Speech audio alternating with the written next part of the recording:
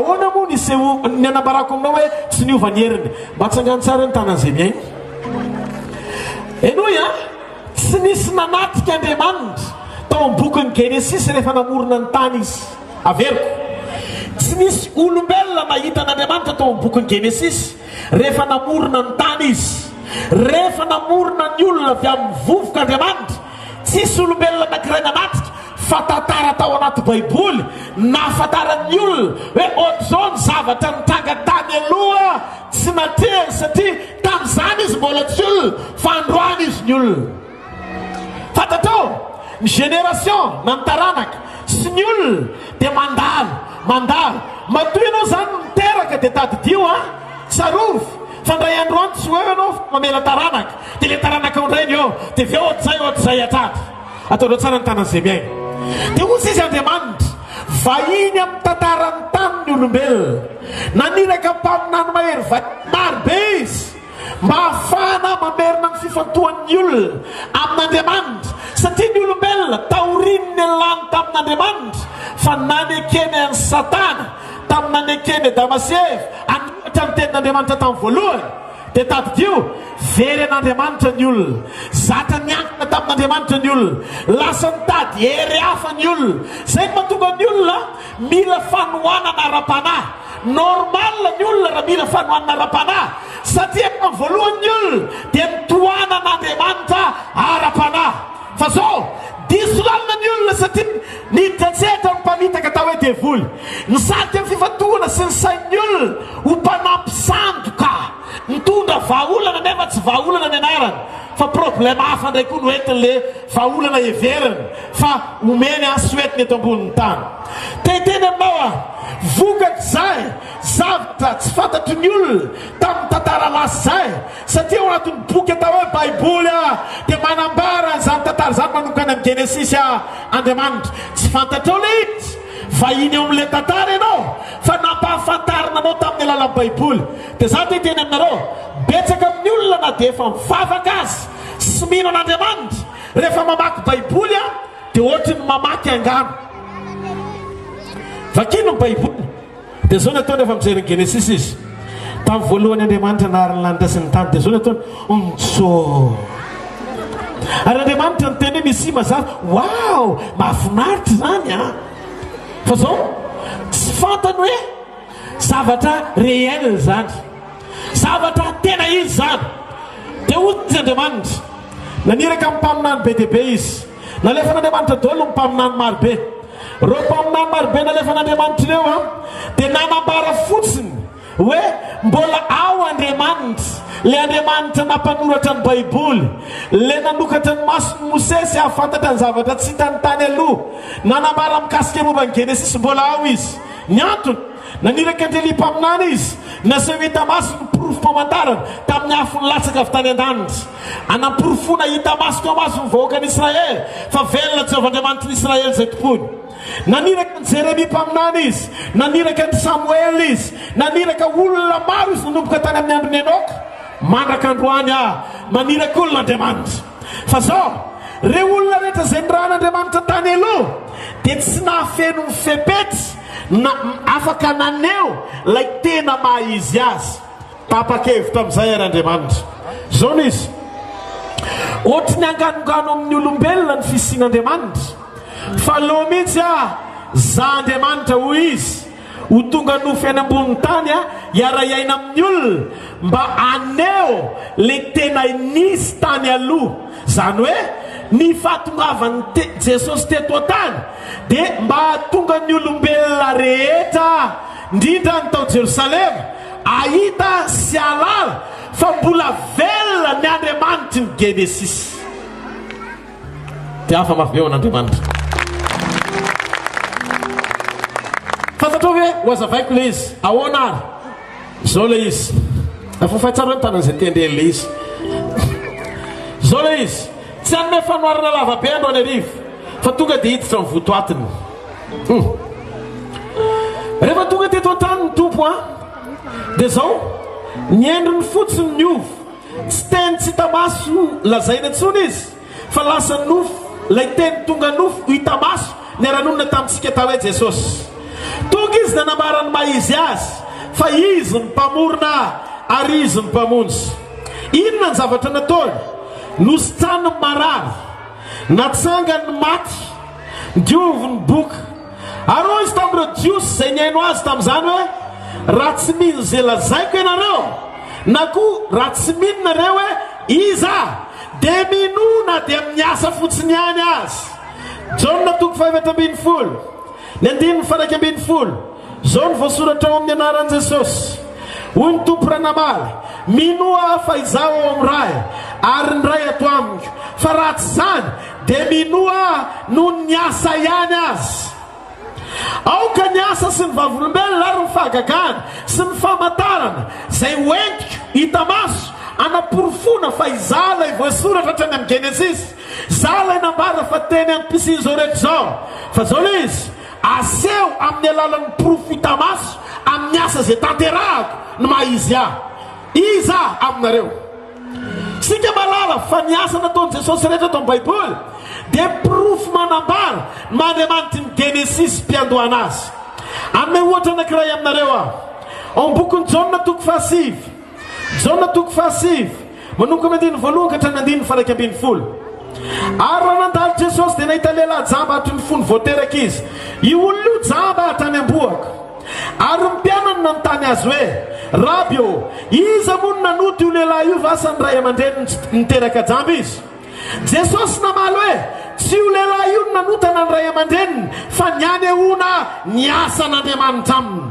Zany hoe ny fisian'le olana tsy misy fanazavana akoatry ny fanambarana hoe aseho amin'ny alalan'ny olona io lay tena asa tian'Andriamanitra atao eto ambony tany. Ary amin'ny alalako Jesosy lay teny pisiny maso ny tonga mpahiratra ny maso tsy misy vonga maso fa hoforonina hatrany am-boaka. Alleluia.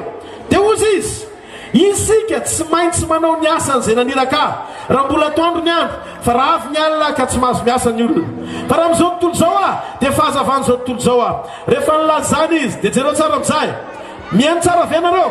9:4 rehefa nilazany izy dia nanrora tamin'ny tany ka nanao feta tamin'ny rora dia naosony mason'ilay jamba. Ary hoy izy taminy, andesa sao ny masonao any amin'ny farian'ny Siloama izay tao hoe raha dika ny raha. Dia lasa izy ka nanasa dia niverina nahiratra. Koa izay ny fanolotra taminy izay nahita azy fa mpangataka izy teo aloha dia nanao hoe tsy tia ve lehilahy mipetraka nangataka? Hoy sasany izy tia, fa hoy sasany tsy mampilina izy tahaka azy ihany io. Ary kosa izy zano izy. Dia hoy ny olona taminy, ahoana nahiratany masonao? Ary izy namalika nanao hoe lay lehilahy atao hoe Jesosy nanao feta dia feta rora tamina tany zany dia nanosotra ny maso ka nanao tamiko hoe makanesany Siloama ka sasao ny masonao komandia dia nanasany masoko dia nahiratra. Zao lay izy ataka amin'ny tsara ny tanatsika. Ny Genesis dia milaza ao amin'ny Genesis 2:7 vovoka namoron'Andriamanitra ny olona. Dia teo amin'ny vovokan'Andriamanitra nanisy fofonaina hoe dia velona le vovoka rehefa nidiran'le fofonain'Andriamanitra tonga olombelona. Atsangana ny tanan'izay mino an'izay. Dia zao zany tany amin'ny Genesis tsisy nalaly zany, tantara voasoratra zany, fa rehefa mihaino an'izany ianao ka mamaky an'le izy fotsiny dia ohatra n'irele mahafinaritra. Fa rehefa tonga Jesosy dia nanaporofo izy fa zaly Andriamanitra ny Genesis hozy Jesosy. Ahoana nanaovany azy? Ny ray sy ny ray le fetarora, le tany le vovotany nanamboarana ny olona, nasiny fetarora napetany teo amin'le maso jamba mba amorona ny vonga maso. Hitanareo? Le Andriamanitra iny ihany zany tany amin'ny Genesis tsy hita maso fa teny izy dia tsy hita maso. Iny Andriamanitra iny ihany ny tonga olombelona hita maso naka vovotany nasiny fetarora ankafana ny mason'ny olona. Fa le Andriamanitra ny Genesis ny tatarainy iny tonga teto ambonin'ny tany izy ary naneho hita maso fa velona izy ka raha masony mila famoronana raisina vovotany asina fetarora avery Genesis. Matsakana ny tanan'izay mandray andro anarivo. Hitanareo? Andriamanitra sy ny fisehony amin'ny asany tsy miova mandrakizay. Rehefa eo amin'ny fanatehan'Andriamanitra rehefa eo no herin'Andriamanitra dia ozy izy Jesosy le maso tsy misimisy no asiana fetarora amin'ny tany amerenana ny Genesis toko 2:7 tsy mila vovoka be dia be rehefa mamorona maso.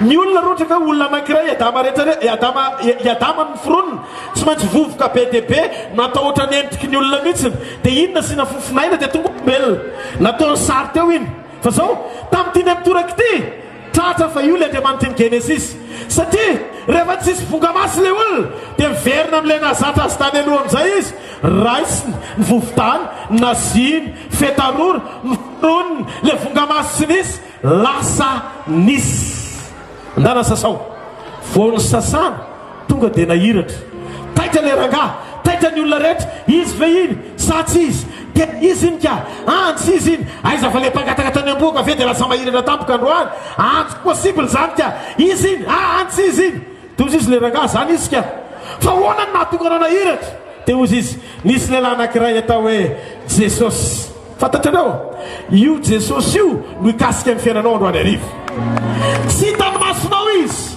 fa ny raha na anambara aminao fa tsy miova mandrakizay izy velona izy ary tsy miova omary sy anio ary mandrakizay. Alleluia. Enokeny rehefa nampahiratra ny mason'ilay jamby izy io jamby io ohatrany amboaka vovoka ny aingany le mazata azy ihany nataony ary teto ny Genesis no miverina tamin'ny voalohany naveriny ray Genesis fa tsy tany foana tsony tsy tamin'ny fotoana hoe vita ny paradisa tsy hoe vita Edena dia naka vovoka izy fa rehefa tonga izy namerina zay tiany atao dia zao tamin'ilay voalohany tsisy nanatika tamin'ilay voalohany tsisy nanatika fa ozy izy ty resaka ty tsy vitany zavatra azo tantaraina tsony fa averina mihitsy Genesis mba izy anatika amin'izay rehefa tantarainy Genesis tsy ohatra zao fotsiny dia miteny ihany fa manakola zay nena hoe tena nisy l'Andriamanitra ka masoko mihitsy nahita tonga teto ambony tany izy atao hoe Jesosy lainy le vovoka ka ohatra leo ny Genesis mihitsy napetraka tamin'ny maso dia nisasana dia nahiratra le maso ka androany tsy tiako ianao tompotrano miona tsy vahina amin'ny fanjakana fa io Andriamanitra io dia velona mandrakizay raha resy lahatra ianao tiako itiatanina mafy be ho azy fa nga adininao fa amin'ny Genesis toko 2:7 le Andriamanitra ny Genesis rehefa mamelona dia manisy fofinaina zata manisy fofinaina dia zao nasiny fofinaina teo amin'ny vatany olombelona vao nasiny fofinaina velona le vovoka etireto vovoka lasa velona rehefa nasiny fofinaina ao amin'ny bokin'ny Jona toko 20 manomboka amin'ny 9:20 sy 9:20 rehefa miverina Jesosy amelona ny fanahy maty rehetra dia ozy izy tamin'ny mpianany ary efa nitsangana taoniny fitsanganany tamin'ny maty izy tamin'ny andro voalohany ny ariva ny andro voalohany zay nitsanganany dia nijoro teo ampovoan'ny mpianany izy dia niteny hoe fiadanina ho anareo ary rehefa nilazana izy dia nanisy fofinaina hita zany fa le fahazarany mamelona ny nofy ihany nety ny verina namelona fanahy. Alleluia. Hitanareo ny fiverenan'i Jesosy dia tadidio alohan'ny ny amerenany amin'ny loniny ny toe-pahasalamana sy ny fiainanao ray manontolo dia mijoro izy mamerina amin'ny loniny ny fahavelomany fanahinao amin'ny alalan'ny fandraisana azy. Vao tonga Jesosy nasiny fofinaina mpianana raiso ny fanamasina dikan'izay ny fanamasina tsy tamin'ny andro Pentekosta nandraisan'ny mpianatra azy fa ny fanamasina dia tamin'ny andro ariva voalohany tamin'ny herinandro. Alleluia. Taoriny fitsanganany tamin'ny maty dia ozy izy raiso ny fanamasina taoriny zay nandray ny fanamasina ny mpianatra fa ny Pentekosta dia dingana anankiray ijoroan'ny mpianatra iaina ny fahafenoan'ny fanamasina. Samy hafa ny fomba nitondran'Andriamanitra ny fanomezana ny fanahy sy ny fahafenoan'ny fanahy. Nomena ny fanahy tamin'ny fofinaina ny fenoana ny fanahy tamin'ny rivotra areheteka ao an'Andriamanitra. Alleluia. Ka ny hafa ny fanahy amin'ny fahafenona dia miteraka fanovana ao anatinao, ahatonga anao hitombo hiala eo amin'ilay dingana maha-olona tsotra fa fenon'Andriamanitra, lasa fenonan'Andriamanitra ao anatinao. Androany hariva hiaina tsika dingana anankiroa reo, amen. Ary za mino ao anatin'ity fivoriana ity fa ilay Andriamanitra ny Genesis tsy maty, fa navita namorona vongamaso tamin'ny vovotany, navita namelona vovoka lasa olona tamin'ny fofinaina, zay fofinain'Andriamanitra zay nitsoka eto androany, ary ro tontolo tsara ka ny sitrapon'Andriamanitra rehetra hovain'Andriamanitra amin'izay. Alleluia. Raha resy latsy ianao ka mino zavatra toriko androany hariva, te hafa mafy be ho an'Andriamanitra. Alleluia. Ka teto ny nahitako fa Jesosy ihany ilay Andriamanitra ny Genesis tonga nofo niara-nonina tamintsika. Raha somary iverenantsika kely ilay tantara ao amin'ny Jona 5:1 ka hatramin'ny 1:20 teo iny, dia nanontany ilay jamba ny fariseo satria tsy mampino teto zany hoe jamba tany amboako zany no miverina nahita indray. Dia hoy ilay jamba efa nahita namaly hoe ozy izy hoe ao jereo ny 1:20 ao amin'ny teny io, ary izy namaly ka nanao hoe ilay lehilahy atao hoe Jesosy nanao feta nanositra ny masoko ka nanao tamiko hoe makanesa ny Siloama ka sasao ny masonao dia mandehana. Dia nandeha ozy izy dia nanasa azy ka dia nahiratra. Teto ilay olona efa tsy nantenain'izaniza ho sitrana nafahan'i Jesosy. Maro nametra-panontaniana satria nahalala azy fa mpangataka izy. Tsy izy vonga masotsony fa vao namorona vaovao taorian'ilay fionana tamin'ny mpamorona. Ozy izy ny olona nanontany fa iza ary zany olona miavaka zany raha samy olombelona, mpamorona maso any jambatra any amboaka, mpamelona ny maty, mpanasitrana amin'ny marary. Dia jenareo matotoko valan-diny fahinambiny folo fa tamin'ny andron'i Jesosy rery vao nanomboka zany hoe marary rehetra dia nysitraniny avokoa. Eli mpaminany tsy nanasitrana amin'ny marary rehetra, Elisa tsy nanasitrana amin'ny marary rehetra, Jeremia tsy nanasitrana amin'ny marary rehetra. Matotoko valan-diny fahinambiny folo Jesosy rery nanasitrana ny marary rehetra. Alleluia. Ka tiako no milaza aminao fa Jesosy Andriamanitra naka endriky ny olona fa tsy mpaminany izy, tsy mpaminany fotsiny izy. Ny mpaminany ny asa faminaniana dia izy notoriana sy andrana mpaminany hiteny sy hanambara azy.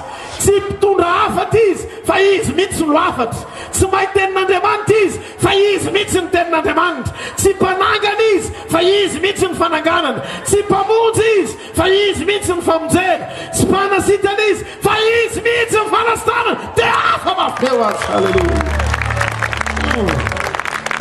Zany mahatonga anay naiza andehananay Jesosy Kristy notorianay.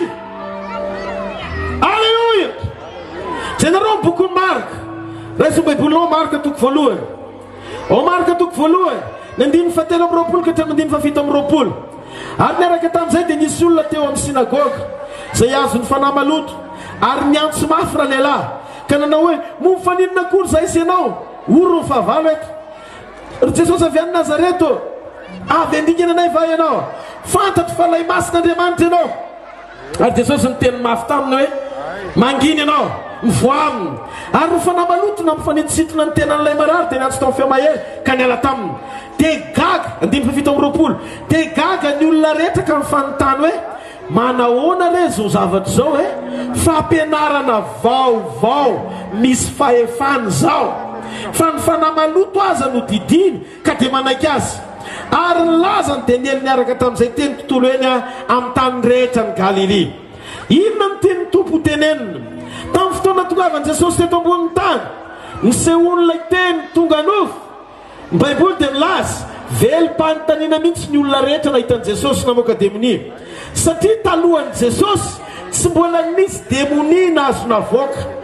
Jereo tsara fa nanomboka tany amin'ny androny Enoka mandrapatonga teo amin'ny Jona mpanao batisa, tsisy olona anankiray zany nampaminany ran'Andriamanitra mbola afaka nandroaka demonia. Fa rehefa tonga Jesosy vao azo mikasiana raha demonia. Allô?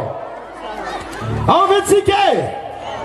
Ka mametra-panontaniana ny olona le izy rehefa mivoaka mifanamaloto satria ny baikony Jesosy hiala mifanaratsy dia nanaiky azy le izy teo no seho le zava-misy marina nanaitra ny masony zao tontolo zao hoe iza marina ty Jesosy ty ozy izy ny jiosy nijery an Jesosy sy ny tarany ary nanatika ny zavatra nataony sy ny asa lehibe zay nataony ozy reo i Abrahama tsy nanao sala am'izao Isaka tsy nanao an'izao koa Jakoba tsy nanao an'izao asa mahery zao eny fa nampaminany be ohatrandry Eli sy ireo teo amin'ny jiosy maro samihafa mifandimby azy tsy mbola navita zavatra goavana be tahaka izao hitanay Israela izao ny jiosy nametra-panontaniana fa reo karazam-paminany goava mbe teo amin'ny Israely mbola tsy nahitana zavatra vaovao asa goavana tahaka tsy nataony Jesosy ny marina lay zavatra nataony Jesosy io dia tsy zava-baovao fa zava-tefa fanaon'Andriamanitra tany ampamorona ihany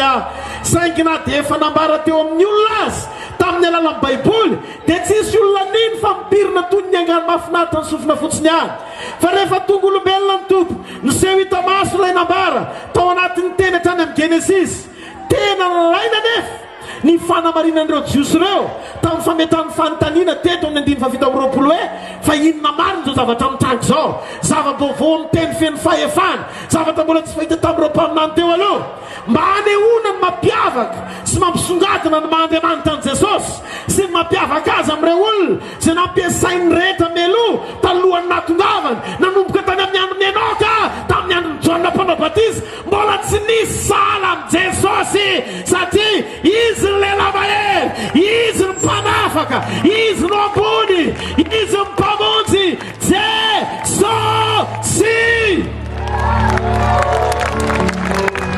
Alleluia. Enoy enoy gaga ny jiosy fantatry ny tantarany Eli fa Eli tsy mavita zavatra oatra mivitan'ity olony ity dia nandinika ny jiosy raha mpaminany be nampiasain'Andriamanitra ohatrany Eli nety ny kalesy velona miakatra tany an-danitra tsy nahavita nanao zay zavatra vitanyity lehilahy ty nametra-panontaniany Nikodemosy tsy possible mifanenjena ianao tsy mitombona ny fanambarana fa ianao tsy avy amin'Andriamanitra satria zao asa lehibe hitany masona izao dia manambara ny profita maso fa mombanao Andriamanitra tenitsika Jesosy tsy hoe momba azy Andriamanitra ny marina ny rainy eo amin'ny mandrakariva fa izy mihitsy no Andriamanitra tonga nofo zay ny mampiavaka azy amin'ireo rehetrarehetra ireo Eli tsy Andriamanitra fa mpanompon'Andriamanitra ny mpaminany maro samihafa na izaza tsy Andriamanitra fa mpanompon'Andriamanitra ny rana tsy zany Kristy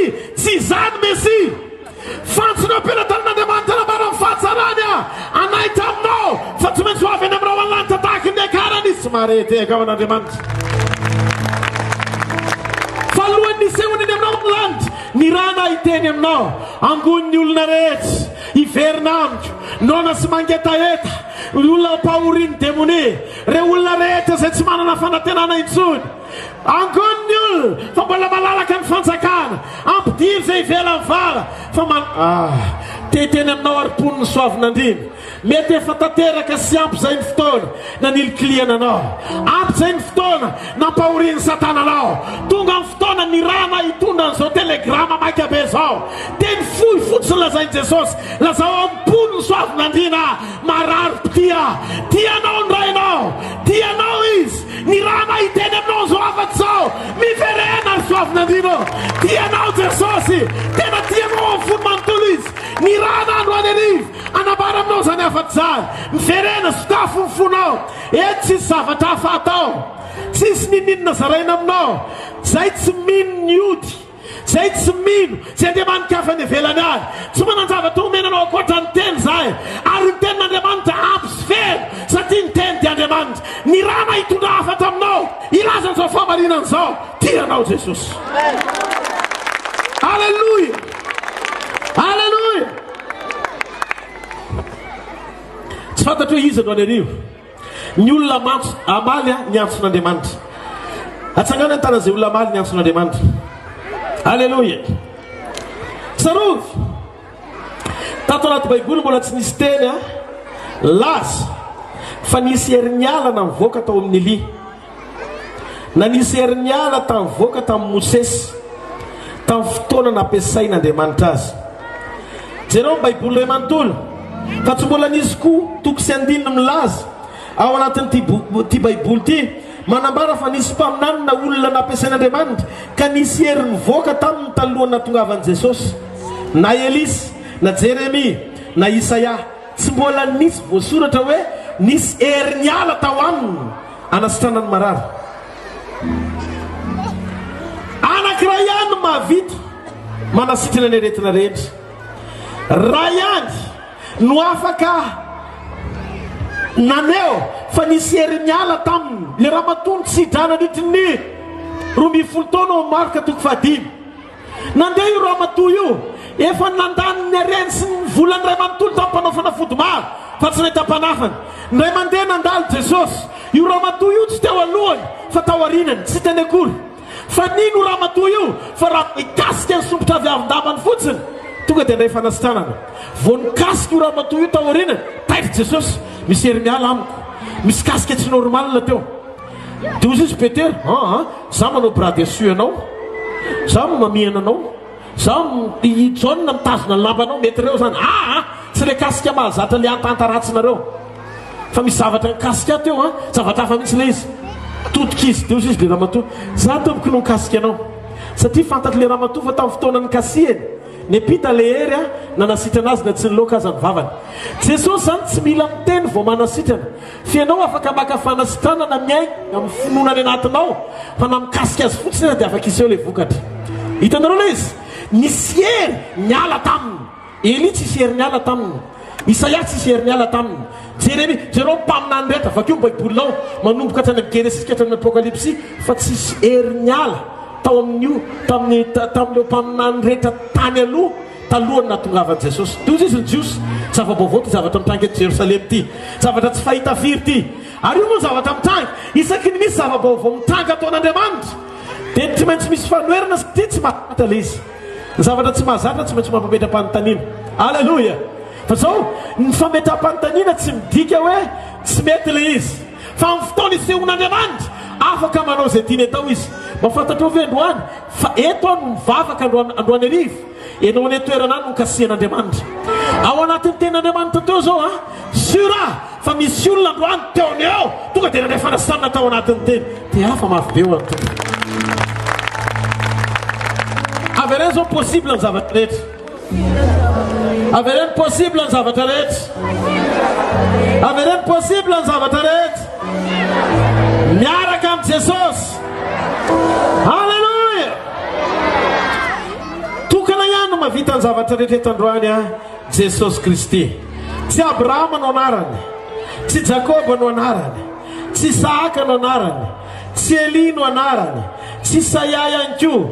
Ny anarany dia atao hoe Jesosy. Anio Jesosy amonjy anao izy, anio izy anafaka anao, anio izy anasitrana anao. Izy tsy miova mihitsy, omaly sy anio ary manakizay. Halleluja.